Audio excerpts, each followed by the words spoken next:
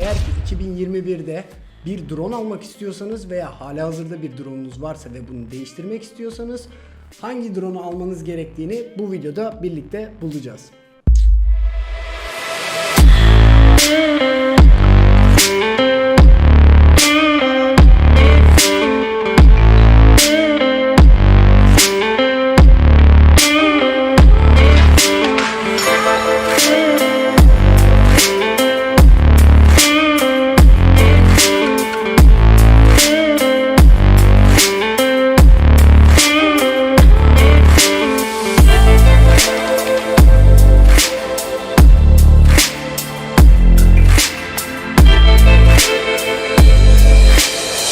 Dronlar hakkında konuşacak olursak benim şu ana kadar kullanmış olduğum en iyi dronlardan biri olan ve 3 yıldır sahibi olduğum Phantom 4 serisinden ilk önce bahsetmek isterim. Benim bu kanalı kurmamda da kendisinin bana çok büyük katkıları oldu.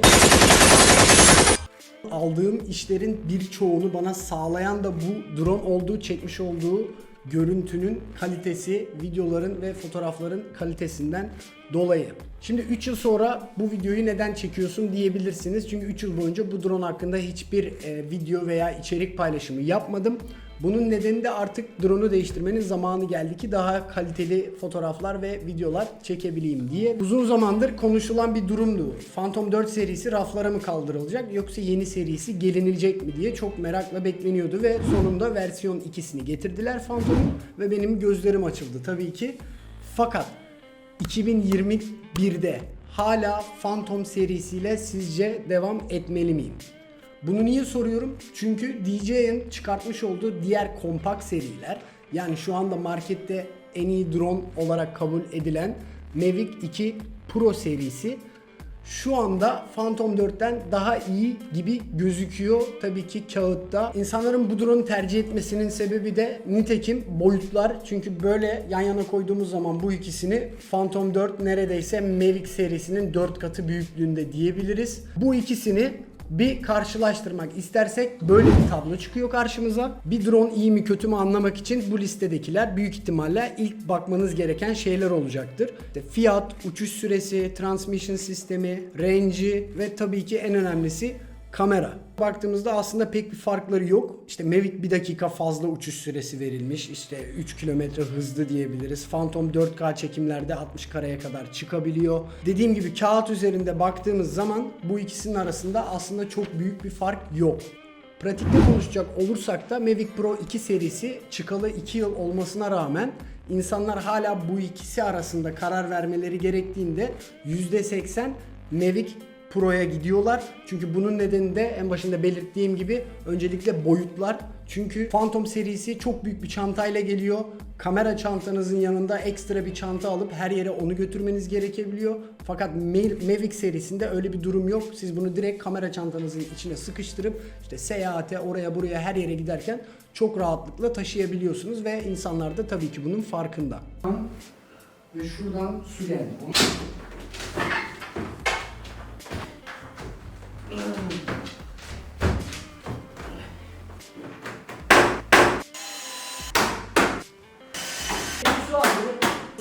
Sağlık, teşekkürler.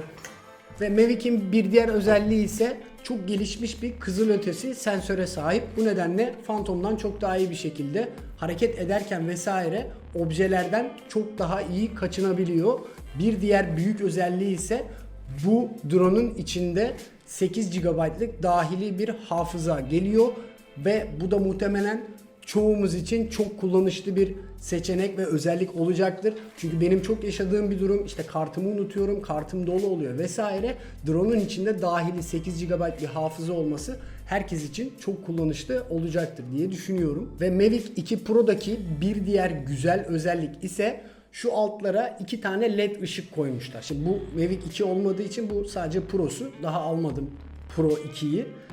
Buraya 2 tane LED ışık koymuşlar ve bu ışıklar ne işinize yarayacaktır?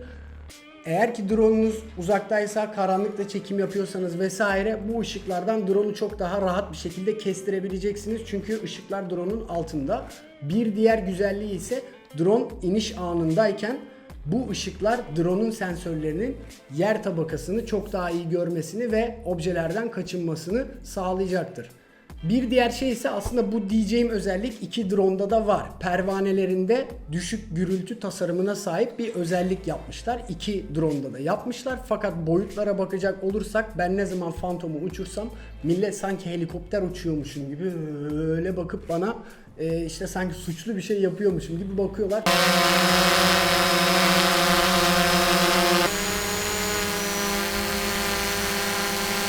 Şimdi Phantom'un da tabii ki Mavi'ye göre çok güzel özellikleri var. Bunlardan bir tanesi de 4K çekim yaparken saniyede 60 kareye kadar video çekebiliyorsunuz ki bu çok işe yarar bir özellik. Eğer ki hızlı uçuş yapıyorsanız vesaire o karelerin yakalanmasında 4K çekimde çok daha yardımcı olacaktır videolarınıza. Bir diğer özelliği ise mekanik deklanşörü var ve bir diğer özelliği ise Phantom'un boyutuna bakarsanız hem uçuşta kendini daha iyi hissettiriyor hem de çok rüzgarlı havalarda Mavi'ye göre daha büyük bir dayanıklılık oranına sahip. Bu videoda Phantom 4'ü kötüleyip Mavi'yi övdüğümü düşünebilirsiniz ama aslında öyle bir durum yok.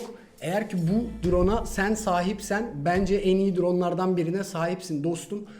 Video çekmeye çıkıyorsan, fotoğraf çekmeye çıkıyorsan, işte gayrimenkul çekimleri yapıyorsan, düğün çekimleri yapıyorsan, herhangi bir çekim yapıyorsan hala beklenilenin çok daha üstünde performans sergileyen ve mükemmel derecede kaliteli fotoğraflar ve videolar çekebilen bir drone olduğunu düşünüyorum. Şimdi eğer ki siz bana sorarsanız Phantom serisi mi, Mavic serisi mi derseniz ben gene Phantom'dan giderim. Çünkü onun bu cüssesi ve uçurduğum zamanki vermiş olduğu bana hissiyat çok alışık olduğum bir durum. Bu nitekim biraz daha oyuncak gibi geliyor ve ben nitekim profesyonel işler yaptığım zaman bu drone'u çıkarttığım zaman ben drone uçuruyorumu daha rahat bir şekilde diyebiliyorum. Sakın Mavi olanlar yanlış anlamasın. Ben sadece bunun görüntüsünü ve vermiş olduğu, katmış olduğu havayı çok daha seviyorum. Ama siz diyorsanız ki biraz daha pratik olsun, kompakt olsun, o zaman Mavic 2 Pro ile gitmenizi kesinlikle tavsiye ediyorum. Derseniz ki ben drone almak istiyorum ama bu bana çok büyük, profesyonel şeyler yapmayacağım. Hobi amaçlı çekim yapacağım. İşte ailemle pikniğe gittim. İşte drone görüntüsü alayım ya da gezmeye gittim. Drone fotoğrafı çekeyim derseniz o zaman tabii ki size önerim bu drone olacak. Bu drone'da ne? Gene DJI'nin yapmış olduğu DJI Mavic Mini. Bunun da ikinci serisi çıktı. Bu ikisi arasında tercih yapabilirsiniz. Ben bu drone'u yaklaşık bir yıldır falan kullanıyorum. Cebimde taşıyorum ve çok da kaliteli, çok da güzel fotoğraflar ve videolar çekebiliyorum. Görmüş olduğunuz üzere. Eğer ki dediğim gibi siz profesyonel bir iş yapmıyorsanız sadece drone'um olsun, güzel uçuşlar yapayım, zevkini çıkarayım diyorsanız kesinlikle Mavic Mini serilerini size tavsiye ederim. 2021'de sizin almak istediğiniz veya sizin düşüncelerinizi yorum olarak bırakırsanız çok da sevinirim. Kanala da abone olmayı unutmayın. Şimdilik benden bu kadar. Ben Gökhan Karakaş. Hoşça kalın. Bye.